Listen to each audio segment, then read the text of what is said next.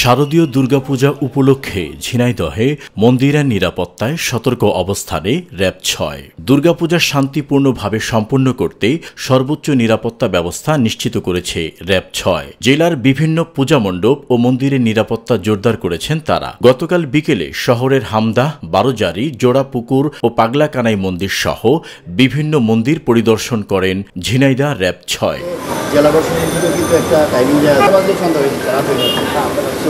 RAB ৬-এর company commander major Naim Ahmed জানান, ধর্মীয় উৎসব ঘিরে কোনো ধরনের অপ্রীতিকর পরিস্থিতি যাতে না ঘটে সেই জন্য কঠোর অবস্থানে রয়েছে তারা। জেলার পূজা মণ্ডপে আগত ভক্ত ও দর্শনার্থীদের নিরাপত্তা নিশ্চিত করতে পুলিশ ও প্রশাসন সহ সমন্বিতভাবে কাজ করছেন র‍্যাব ৬। পূজা মণ্ডপ ঘিরে সাদা পোশাকের পাশাপাশি সশস্ত্র টহল বাড়ানো হয়েছে। অন্যদিকে পূজা উদযাপনকে কেন্দ্র করে নিরাপদ পরিবেশ বজায় রাখতে স্থানীয় জনগণের প্রতিও আহ্বান জানিয়েছেন তিনি। জেলা নিউজ নিরপেক্ষ।